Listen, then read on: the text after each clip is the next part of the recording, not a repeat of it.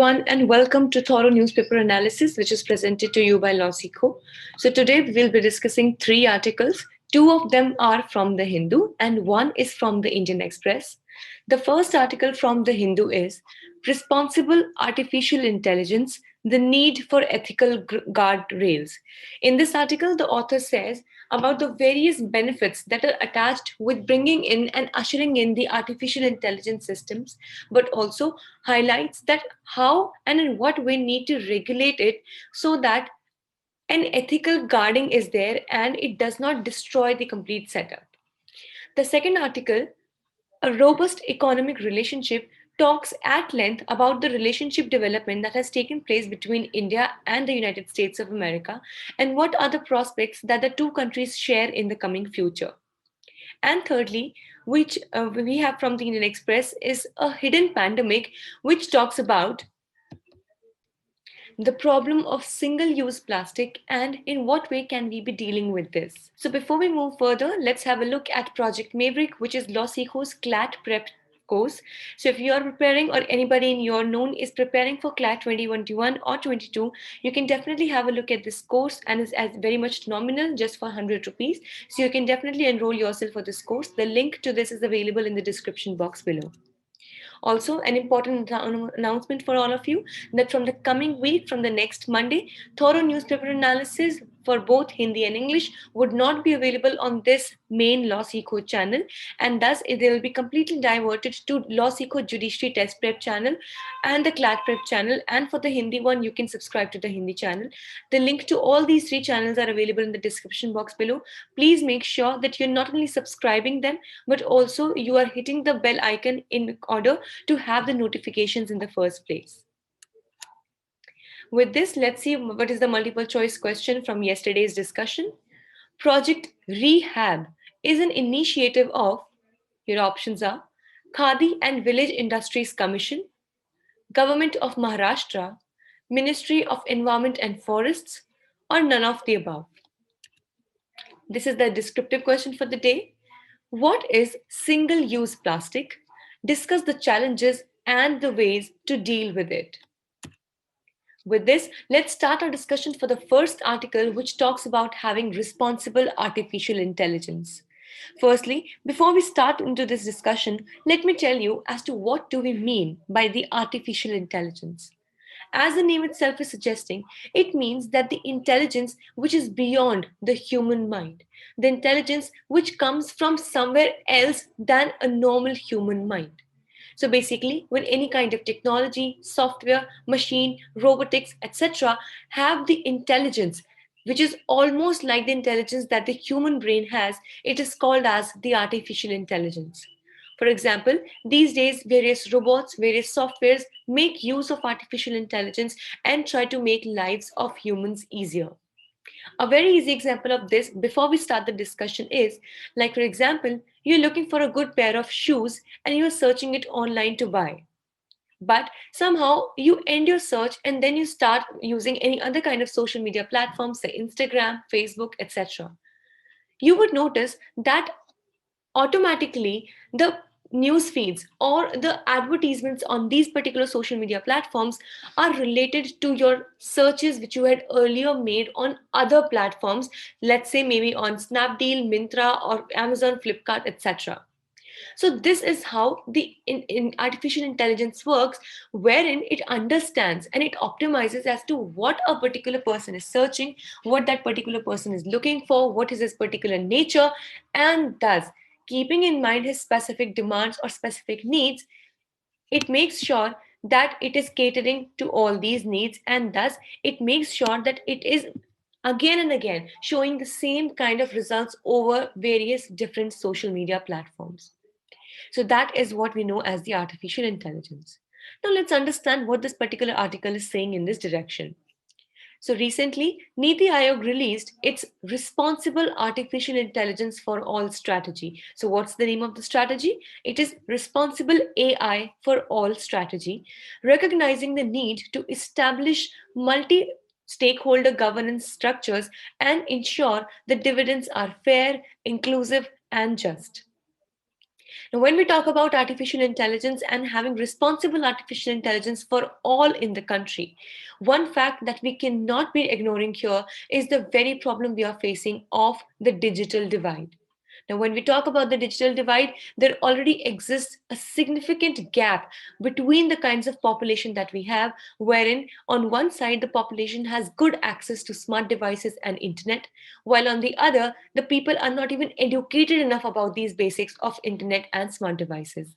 Thus, these digital gaps make it even more difficult for artificial intelligence to spread across the populations evenly. And that is why this strategy of Niti Aayog, which is responsible AI for all, basically AI is the short form of artificial intelligence, all right? So with this strategy of having responsible AI for all strategy, it is made sure that the governance structures are brought up in such a manner that they ensure the dividends, that they ensure the benefits are fair, inclusive, and just for every individual in the country. Now, if we talk about the potential that the artificial intelligence has, let's understand them pointwise. Firstly, it helped in increase the crop yields, raised business productivity, increased access to credit, and made cancer detection faster and more precise. So, artificial intelligence has had various benefits when it comes to the medical science and even in the field of agriculture. Various crop yields and also various kinds of crop productivity have been increased using making use of artificial intelligence, and even the detection of various diseases like cancer has become faster and more precise with the help of artificial intelligence. Secondly, it could contribute more than $15 trillion to the world economy by 2030, which would ultimately add 14%, that is 14% to global GDP. Thirdly, artificial intelligence may act as an enabler on 134, that is 79% of the sustainable development targets as according to the general journal Nature.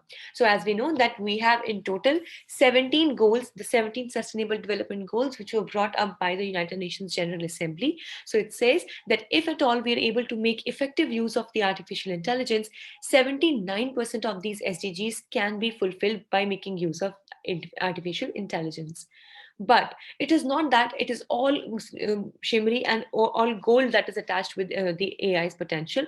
It has a darker side as well, wherein it is that it could compound the digital exclusion, which we just discussed that already in the problem where we are facing the problem of digital exclusion or the digital gap or digital divide. Artificial intelligence may further bring or it may further broaden this particular exclusion which exists in the country. Secondly, it replaces low income workers. As we know that there are various workers whose jobs can easily be taken up by robots or the softwares which are brought up by the artificial intelligence, like for example, financing, accounting, etc. And thus, such low income jobs, which were earlier providing employment to a lot of people in the country, would be replaced by the artificial intelligence and merely the machines. And further, there may be privacy concerns as well. Like, for example, I just had given you the example wherein, for example, you might be searching for a pair of shoe or a pair of jacket or a pair of trousers on any other site, let's say on Amazon, Flipkart, Myntra, etc.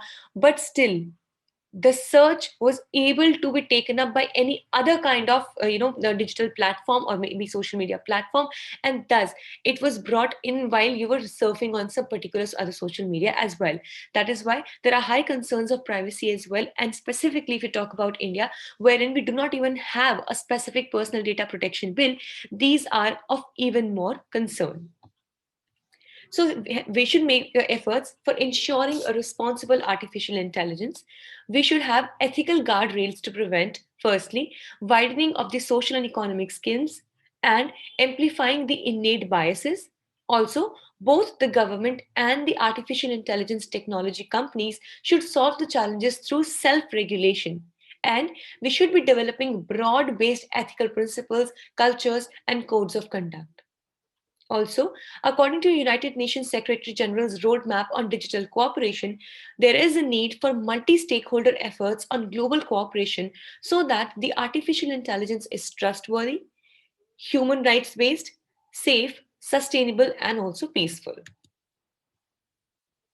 So thus there are various aspects which are attached with responsible artificial intelligence. Like for example, we have human-centered machine learning programs. Compliance is important. Ethical artificial intelligence is desirable. Secure artificial intelligence is looked forward to. Interpretable machine learning, explainable artificial intelligence, etc. With this, let's discuss the second article for the day, which talks about the India-US economic relationship. Now, as we know that after the election of Joe Biden as the president of United States after or following Mr. Donald Trump, there are new prospects that India and US are looking forward while bringing the economic relationships of the two countries. So, the Indian industry plans to reach $500 billion bilateral trade between US and India. Now, what do we mean by bilateral trade?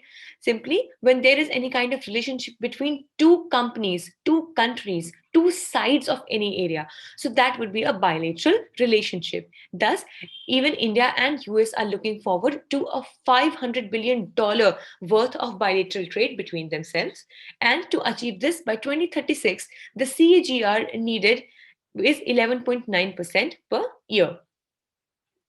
So, here are the key areas for collaboration. Let's understand them one by one. Firstly, to contribute to the global containment of the virus, which has to revive the US India health dialogue and mutually recognizing standards. Now, if we talk about US and India, so a huge import and export takes place of the medicinal goods. Like, for example, India imports a lot of medicinal equipments from US, while on the contrary, US imports a lot of finished pharmaceutical products from India. And that is why, in the wake of mitigating or containing the virus, India and US should make efforts to revive its health dialogue and try to mutually recognize their standards.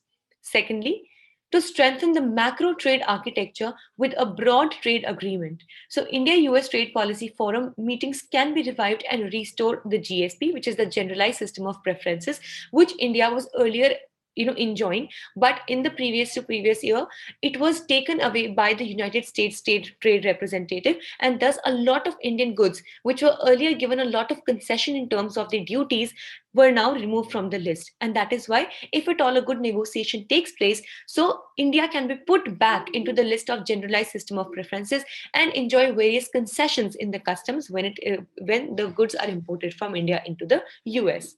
Thirdly, mobility of professional labor. So, as we had discussed about the H-1B visas also at length, so they were banned or they were put at halt by the Trump administration. But right away, since Joe Biden has moved into the office, he has promised and started working the bringing the art of the work of the H-1B visas, thus inviting more professional labor from India towards the big tech giants in the US. Fourthly, defense industry ties. So, as we know that India shares a very good relationship when it comes to importing defense goods as well. Thus, defense dialogue, including private sectors from both the sides, is required. Fifth, increase engagement of the SMEs.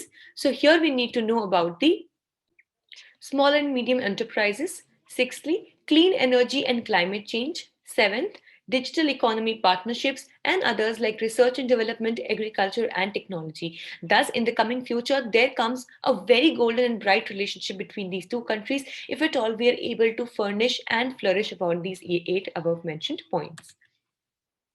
Finally, let's discuss the third article from the day, which talks about single use plastic usage. So, in 2019, Prime Minister Modi committed to completely phase out single use plastics by 2022. Before we get into this discussion, let me tell you what do we mean by the single use plastics. Basically, these are the kinds of plastics which are not reusable in nature, and once used, they are to be dumped. For example, the plastic covers of any kinds of chips or any kind of snacks that we eat, maybe the plastic bottles that come for the water like Bisleri, Kinley, etc. So these plastics which are of feeble quality and they actually are thrown away after one single use are called, as the name itself is saying, as a single use plastics. But what we need to understand here is that nowadays single use plastic have become one of the biggest reasons of the environmental degradation, and specifically if we talk about the soil as well as the water pollution. So projects such as Countermeasure and National Geographic's Sea to Source Ganges expedition brought together India and Bangladesh to holistically study plastic pollution within the Ganges River basin. So here, such projects like Sea to Source Ganges expedition project between India and Bangladesh have brought the countries together to think about mitigating the problem of this single-use plastic pollution in the Ganga River basin. So why their use have increased in in these days? The pandemic halted all prevention and elimination programs. So what we know that till the time of 2019, a good progress was being made in trying to eliminate the use of single-use plastic. But ultimately, when the pandemic hit off and the lockdowns were there prevalent all around the one country and the world, the elimination programs were brought to halt, and thus the situations have regained their traction as they were before the pandemic. Secondly, they were used in masks, sanitizer bottles, personal protective equipments, food packaging, and water bottles. So it was we were forced, we did not have a real choice but to make huge use of the single use plastics in the mask, the bottles of sanitizers, water bottles generally, personal protective equipments, food and packaging, etc., which has become a huge thing and a huge problem in the current scenario. Then only 9% of all plastics ever produced were recycled. So we can understand that what huge amount of single use plastics or plastics otherwise also go untreated and recycled in the long run. Then 79% can be founded in world's landfills. Now, as we know that one of the ways of dumping the waste materials is landfills, wherein we dig a hole and we put in the waste over there and then we cover the hole and let the soil and the nature itself decompose the particular waste material. But when we know that 79% of this entire component in landfills is plastic, so it'll take millions of millions years, but it will still not break down and it will never get decomposed even for millions of years. And thus, the steps which we need to ensure while dealing with the problem of single-use plastic is firstly, to ensure waste collection is same paced as waste generation. So, for example, in one particular day, 100 kgs of waste are generated. So we should make sure that the level of collection of that waste also corresponds, that that particular 100 kgs of waste is also collected per day. So which means that the level of collection as well as generation should go hand in hand, so that there is no accumulation of waste that can take place. Secondly, segregate waste and use plastic early in the waste to value cycle. Here, we need to understand that such plastic waste and other kind of biodegradable waste should be in the very first stage separated, and even in our normal households, we should have at least two kinds of dumping areas or dumping pots, wherein the biodegradable waste, like we have the all the waste that can be degraded easily and naturally and can be turned out into a manure, like all the kinds of wastage from the leftover food, peels, fruits, vegetables, etc. These are all the biodegradable waste, paper, cardboard, etc. And one another thing should be completely for the non biodegradable waste, like for example there could be plastic, there could be any kind of electronic material or anything like this can be the non biodegradable waste, and thus they should be separated in the very first place.